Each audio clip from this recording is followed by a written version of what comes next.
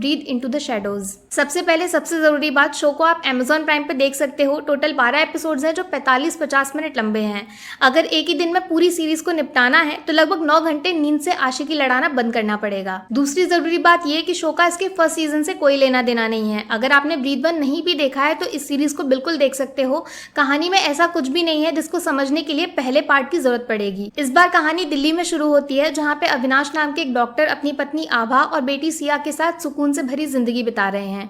पैसे की कोई कमी नहीं है और पूरा परिवार प्यार के सहारे धरती पर स्वर्ग के मजे ले रहा है। वैसे तो ये इंसानों के दिमाग का इलाज करके उसके अंजर पंजर दुरुस्त करने में एक्सपर्ट माने जाते हैं, लेकिन अक्सर इनकी मदद बड़े बड़े पुलिस केसेस को सॉल्व करने में भी ली जाती है। पुलिस से याद आया, कहानी के दूसरे लीड कैरेक्टर है पुलिस ऑफिसर कबीर सावंत, जो पास्ट में हुए खतरनाक इंसिडेंट की वजह से आजकल जेल की दीवारों में कैद हैं, लेकिन जल्द ही आजादी की सुबह के दर्शन करने वाले हैं। ये एक अतरंगी टाइप की पुलिस ऑफिसर है जिनका दिमाग किसी शातिर क्रिमिनल से भी तेज भागता है और अक्सर अपनी जान को दांव पे लगाकर ये बड़े बड़े चोर उचक्कों को इंसाफ के तराजू पे तौलने के काफी शौकीन है। कहानी में ट्विस्ट आता है जब अचानक एक दिन डॉक्टर अविनाश की बेटी सिया किडनैप हो जाती है और बदले में खूब सारे पैसे या फिर जमीन जायदाद नहीं बल्कि डॉक्टर को कुछ लोगों को जान से मारने का कॉन्ट्रैक्ट दिया जाता है। यानी बेटी की सांसें चलाए रखने के लिए अविनाश को कुछ लोगों की जिंदगी पे फुल स्टॉप लगाना पड़ेगा।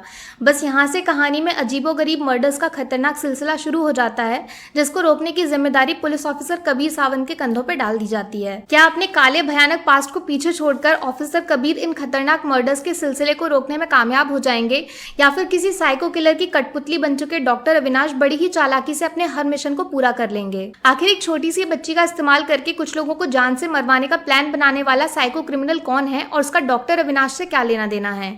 इन सभी सवालों के जवाब देने का काम करती है web series breathe into the shadows. देखो, शो में जिस तरीके से हर मर्डर का कनेक्शन रावण के 10 सर के साथ जोड़ा गया है, वो ब्रीथ को इंडियन सिनेमा में एकदम यूनिक कॉन्सेप्ट के साथ प्रेजेंट करता है, जिससे मिलता जुलता कारनामा हमने इससे पहले किसी भी फिल्म या शो में नहीं देखा है। जिस तरह से शो में कास्ट किए गए लीड कैरेक्टर्स के पीछे उनकी बैक स्टोरी का ताना बाना बुना गया है, वो धीरे धीरे आपको उनकी काली दुनिया का राजदार बनने पे मजबूर कर देता है, जिसमें आप उनके सुख और दुख के साथी बन जाते हो। अगर आप चाहते हुए भी एक सीरियल किलर से नफरत ना कर पाओ और दिल में उसके लिए हमदर्दी पनपने लगे, तो समझ लीजिए कि शो के राइटर्स ने चालाकी से आपके दिमाग को अपने वश में कर लिया है, जिससे छुटकारा पाना मुश्किल ही नहीं नामुमकिन है। हर छोटी छोटी डिटेल को एक दूसरे से जोड़कर जिस तरीके से पहले से लास्ट एपिसोड तक का सफर पूरा किया जाता है, वो ब्रीथ को एक चालाक सस्पेंस थ्रिलर की शक्ल में बाहर निकालता है, जिसमें डाला गया बेहतरीन ट्विस्ट आपके दिमाग को उलट पुलट कर सकता है। सबसे कमाल की बात है कि इस कहानी में जितने भी मर्डर्स दिखाए गए हैं, उनके पीछे क्रोध, वासना, डर जैसे मजेदार फ्लेवर का इस्तेमाल किया गया है, जो बाकी फिल्मों की तरह फालतू गुंडागर्दी या फिर घिसे पिटे क्राइम से एकदम अलग और नया है। हाँ, कुछ पार्ट्स हैं जहाँ पे आपको मशहूर फिल्म 100 की याद आ सकती है और असुर के मास्क वाले किलर की भी छोटी सी झलक देखने को मिलती है। कुछ जगह पे शॉशैंक रिडेम्पशन जैसी मास्टरपीस फिल्म के सीन्स को भी रिक्रिएट करने की कोशिश की गई है, लेकिन ब्रीथ उन सबसे इंस्पायर होकर अपनी एक अलग दुनिया बनाता है, जिसमें एक फादर डॉटर के बॉन्ड को सेंटर में रखकर एक खतरनाक मेंटल डिसऑर्डर के ऊपर से पर्दा उठाया जाता है। हाँ, लेकिन अगर आप इस सीजन को फर्स्ट सीजन से कंपेयर करोगे तो शो का लेवल थोड़ा सा नीचे जरूर हुआ है। वो खतरनाक क्राइम्स जिसने पहले सीजन को मास्टरपीस बना दिया था, वो इस बार गिनती में काफी कम है। कहीं कहीं पे शो आपको थोड़ा खिंचा खिंचा सा महसूस हो सकता है, जहाँ पे कहानी रेंगती हुई धीरे धीरे मंजिल तक पहुंच जाती है। बात करूं एक्टिंग की, तो अभिषेक बच्चन ने कोशिश अच्छी की है, लेकिन आर माधवन की जगह लेने में वो पूरी तरह फेल हो गए हैं। उनके एक्सप्रेशंस या फिर डायलॉग्स में डाले गए इमोशंस रियलिटी के मामले में थोड़े फीके साबित होते हैं। जब आपके कंधों पे ब्रीथ जैसे सुपरहिट शो के दूसरे सीजन को खींचने की जिम्मेदारी डाल दी जाए तो कंपैरिजन तो लाजमी सी बात है, और इस जंग में आर माधवन जूनियर बच्चन से बाजी मार लेते हैं। अमित साध की परफॉर्मेंस एकदम दमदार और फ्लॉलेस है, जिसमें बिना ज्यादा डायलॉग्स बोले ही वो सिर्फ अपनी आंखों के दम पर आपके दिल को चुरा सकते हैं।